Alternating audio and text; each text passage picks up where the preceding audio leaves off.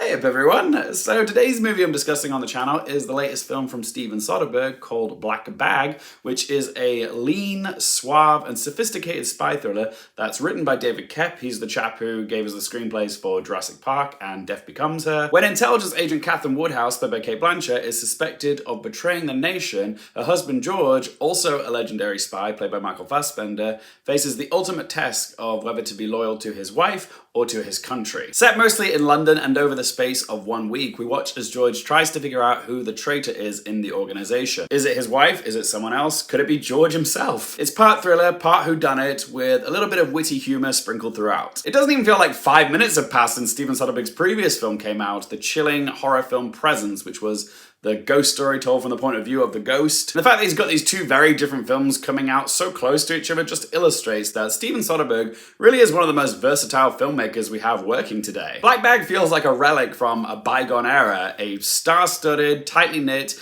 90-minute espionage film. This film has a certain elegance and yet mainstream accessibility to it that we don't often see nowadays. It's a spy film that's more brains than brawn because it didn't rely on a lot of propulsive action in order to keep its audience engaged. Just sharp dialogue, crisp dynamic direction from Soderbergh, and a cast of well-established characters performed by a stellar cast. It is remarkable, given that this is only a 90-minute movie, just how much characterization and backstory David Koepp manages to pack into all of the main players in this film, because it's a fairly large ensemble. There's like 6 or 7 main characters, all in rotation, and they're all a little bit suspicious, but no character feels like an afterthought. You can kind of see this movie working as a stage play as well, with characters flitting in and out. It's such a well-balanced screenplay because it gives you enough to know who all the characters are individually, but also enough to keep you guessing throughout. And the entire cast in this is impeccable, okay? Everybody delivers, but my personal standouts had to be Michael Fassbender and Cate Blanchett,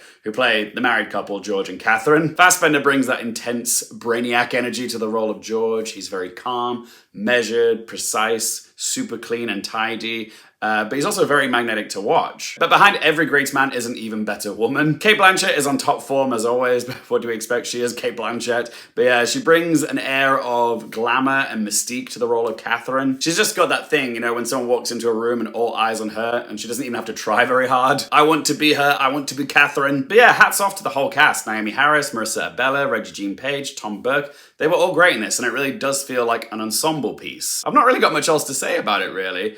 Do I see it as an Oscars contender? Sadly not. The Academy rarely acknowledge spy films, even ones that are as refined as this. But I would love to see a screenplay nomination for David Koepp, but I don't think it's going to happen. The timing of this film's release and genre bias are going to be working against it. But yeah, I don't really have much else to say other than the movie was pretty great. It balances its characters well, the performances were enjoyable, it's well paced. I also quite enjoyed the editing because some of the edits in this film actually contributed to the film's sense of humor. Like, there's this one very intense dining room scene right at the beginning of the film, and then it just cuts abruptly to Cate Blanchett putting some cling film on top of a cake, and I just found that hilarious. I got a big laugh in the screening I was in. And there's another cut that comes later in the film which just cuts to Rege being strapped into a polygraph machine. That was hilarious as well. And like I was saying before, there isn't an ounce of fat in this film's 93-minute runtime. Black Bag very much is a rare gem in that it tells a taut and engaging story without resorting to spectacle in order to keep the audience entertained. It feels like you're watching something very old-fashioned, but still modern. And it also respects the audience's intelligence too. Alright then, shall we ask them 3 questions? Firstly, would I watch it again?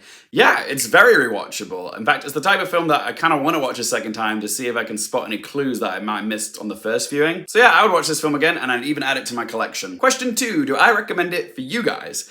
Yes, I would. Like I was saying before, we don't really get a whole lot of films like Black Bag these days, you know, well-crafted, star-studded, intelligent, concise, and original spy thrillers. Black Bag is the dirty martini of spy movies, okay? Because it's cool, it's smooth, it's sexy, a little bit salty, and sophisticated. And because we don't get a lot of films like it, I do want to encourage people to go watch it in the cinema. Please do support films like this, because when films like Black Bag do well at the box office, that tells the movie makers and the studios to make more movies like it in the future. So yeah, if you want more films like this, and we seriously do need more films like this, put your money where your mouth is. That's the only way they will listen. So yeah, I highly recommend Black Bag. And third and final question, what score would I give out of 10?